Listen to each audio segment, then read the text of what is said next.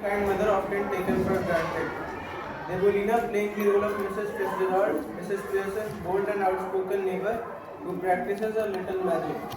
Anurag playing the role of George Pearson, Mrs. Pearson's husband, self-absorbed and dismissive of her efforts. Pragya playing the role of Doris Pearson, Mrs. Pearson's daughter, bossy and unappreciative. Kishan playing the role of Cyril Pearson, Mrs. Pearson's son, who also undervalues his mother's work. And today's story takes us into the home of Pearson's family. Mrs. Pearson works tirelessly day after day, caring for her family with love and patience, but her kindness has slowly been mistaken for duty, and her efforts have gone unnoticed. A surprising lesson is about to unfold.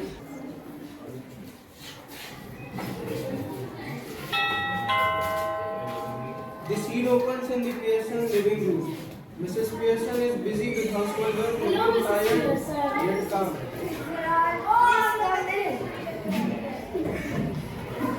Busy as always, I see. Oh, Mrs. Fitzgerald, it never is.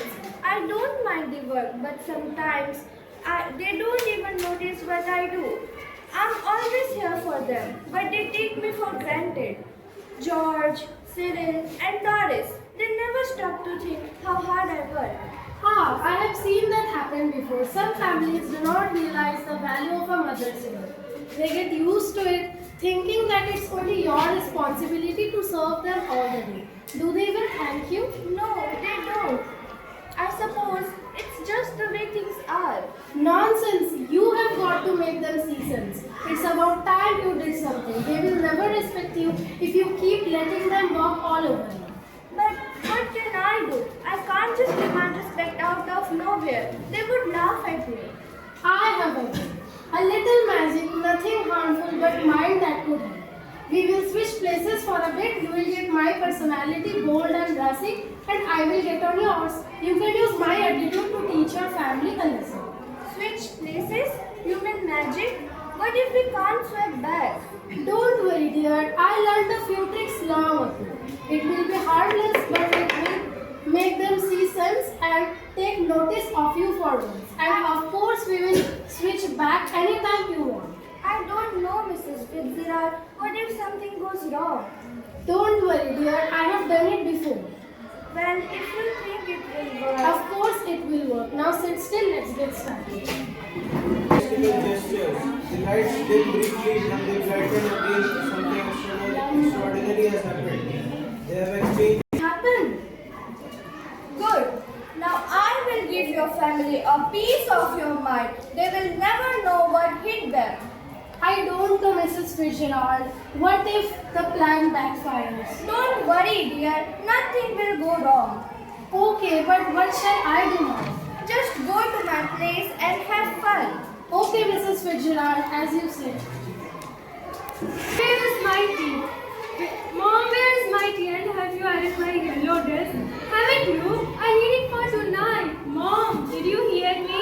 Don't know, dear. Haven't got the time to bother with ironing dresses and making tea for you. What? What are you talking about, Mom? I said I haven't got the time. If you want it, make it yourself. Mom, what's the matter with you?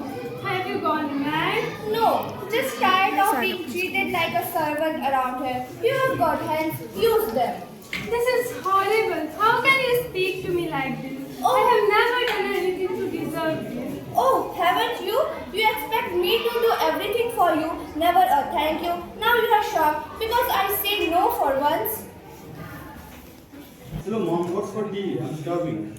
Don't know. Why don't you make something for yourself? Oh, good one mom. Now seriously, what's for tea? I said I don't know. I'm not making tea today. What do you mean you are not making tea? You always make tea. Maybe that's the problem. Maybe I have been making tea for too long. You can make it yourself, Cyril. Mom, are you feeling alright?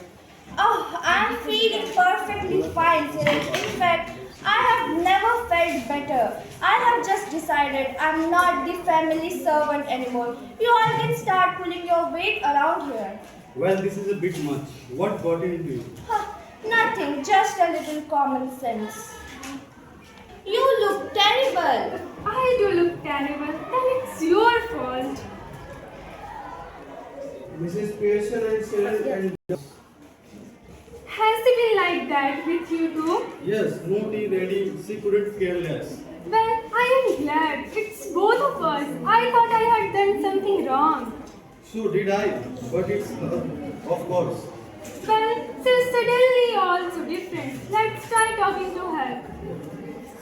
What's making you talk like this? Nothing. You come in, ask for something, go out, and then come back when there's nowhere else to go. I just don't like it. Look, I have been working all day.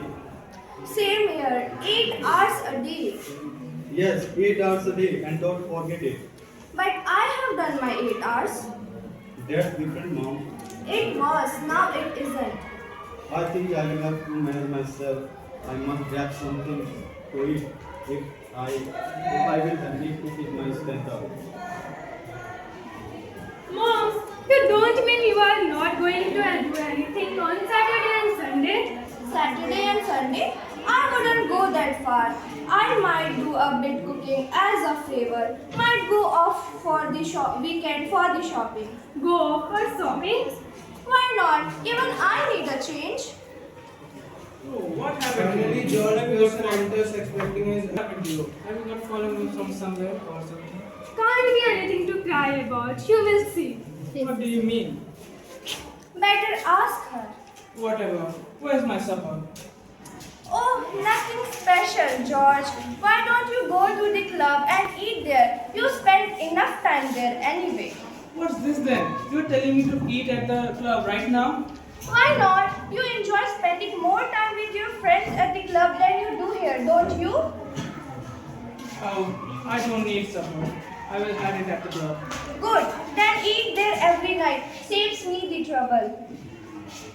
Now see, Mrs. Oh Pearson. no, Pompey Pearson. That's what they call you at the club. What? Lies. Don't believe me? Ask your son. He goes with you. Pearson, you have been with me to club once or twice. You did laugh at me? I'm just that. I'm afraid they don't laugh at me. Oh dear. Bell rings, Mrs. I'm not told you that, Mom. You have hurt his feeling on mine too. Sometimes it does people good to have their feelings hurt. The truth out not to hurt anybody for long. If your father didn't go to the club so often, perhaps they would stop laughing at him. I doubt it.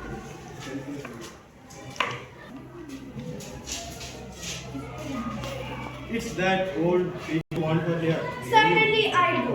And don't call her a silly old bag. She is such a nice woman with a lot more sense than you will ever have.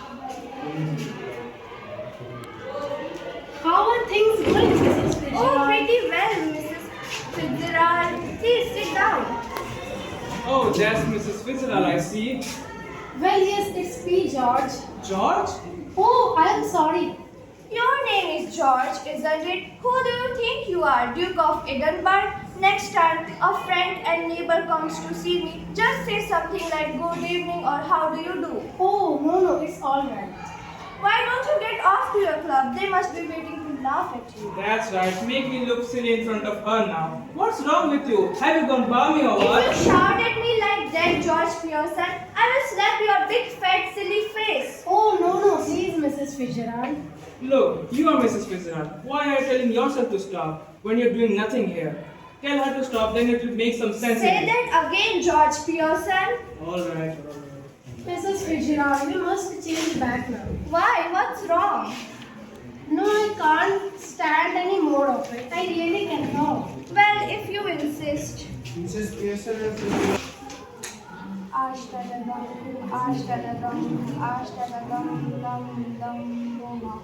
Ah, I enjoyed it very much. But I didn't. Now listen, don't go soft on them again. Sure. I am just off to let you enjoy yourself. Mrs. Fitzgerald. I have thought of some tasks for you, and I really won't have any objections to it. No, whatever you say. Sounds good. That's so lovely. Bye, Mrs. Fitzgerald. Come back soon. Bye, Mrs. Pearson. A good night. Have a nice time. And so the lesson is learned. A mother's love is